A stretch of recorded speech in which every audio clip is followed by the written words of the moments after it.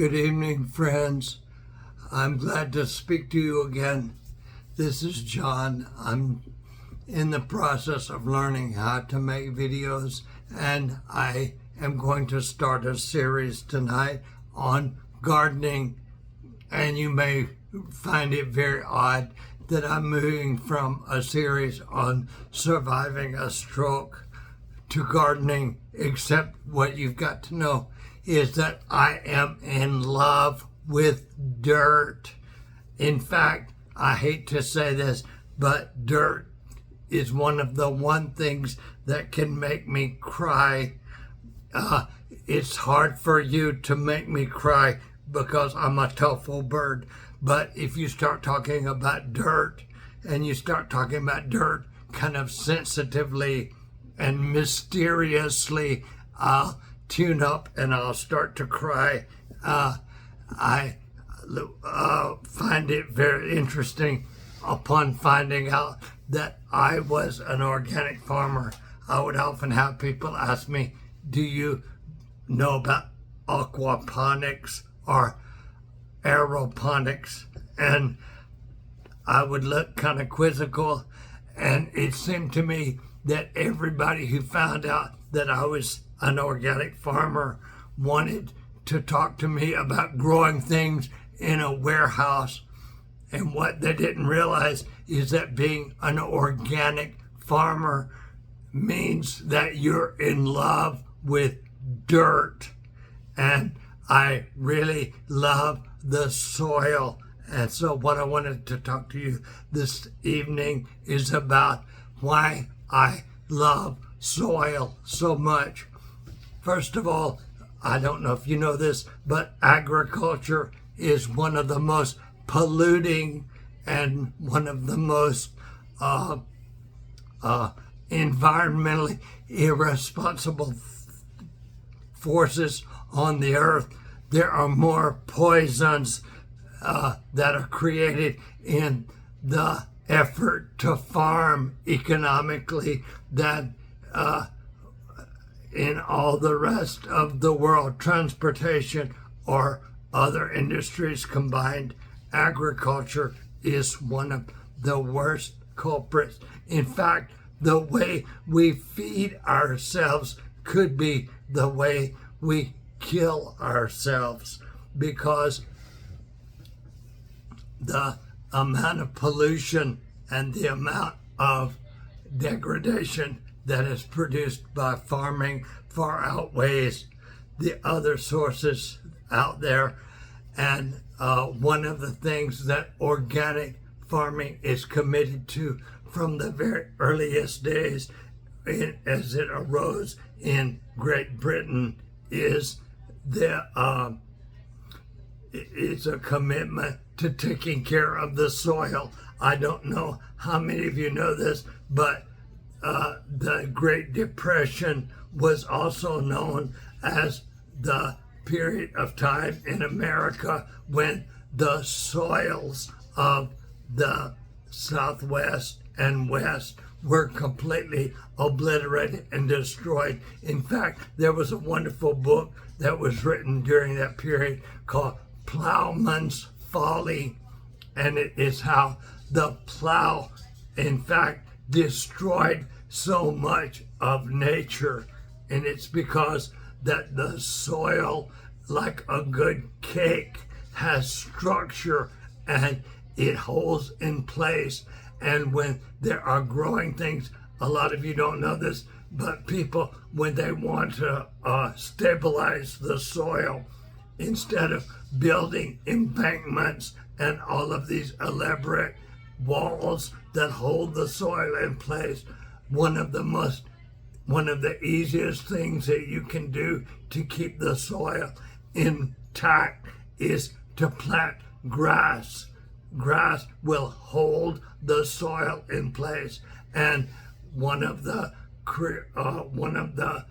dynamics that has created so much destruction is the destruction of the soil, because the soil, when it is alive and when it is cared for and when it is fed becomes one of the stabilizing forces of any environment, of any nation. It is the soil holding firm that creates the stability of the culture. That is why in Saudi Arabia, which was once the breadbasket of civilization, in fact, one of the places that agriculture took root, and it is now a wasteland because the soils have been destroyed and are blown away. And that was what was happening during the Dust Bowl. The plow tore up all of the soil, and the winds came and blew the soil into great dust bowls that would encompass a whole town, and it destroyed the foundations of our nation. And so when the soil was destroyed in a very real way, our civilization began to be destroyed. And the U.S. government put great efforts in soil conservation to hold back this destructive effort so that the soils could be protected. One of the founders of the organic movement was a fellow from England, though he worked in India. His name was Sir Albert Howard, and he wrote a book called The Agricultural Testament. And one of the things I love that he says in that book is that the earth will not be denied her manurial rights. And if you think about it, the earth takes everything that we've got and it folds it into itself, and it disintegrates it, and it breaks it down, and it becomes the source of life. And so we too will be a part of those manurial rights, that the earth will not in the end be deprived of. Our bodies will go back into the earth, and everything in our civilization goes down to the earth, and it will be broken down, and it again will be the source of life. And for me, that is a very encouraging ideal, is that one day I'll be part of that wonderful revitalization and recovering of life as life falls down into the soil and becomes the source of life again. In some way, that is not discouraging to me, but very encouraging to me. And it makes me have joy to know that one day I will become a part of compost. I will be composted, and that this life that dies in me will be a part of the life that lives again and becomes a part of the future. I don't know, that is kind of a nature mysticism, but that gives me a great deal of comfort. So I wanted to open up this conversation about gardening with letting you know what a reverence I have for soil and how soil contributes to all of our lives. And in this period where we're looking at global warming and perhaps great trials and difficulties in the future, it makes me have great joy to know that the soil can be a part of our hope for the future.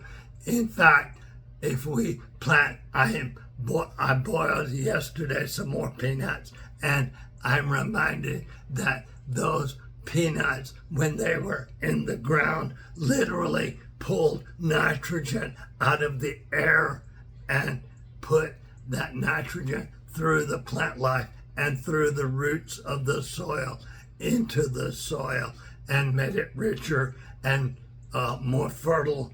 And if we farm wisely and if we recognize the power of the soil to take nitrogen and life out of the air and to fix it into the ground and make for all of us a fertile and living soil that can feed us and sustain us, I think we should have a great deal of gratitude about that.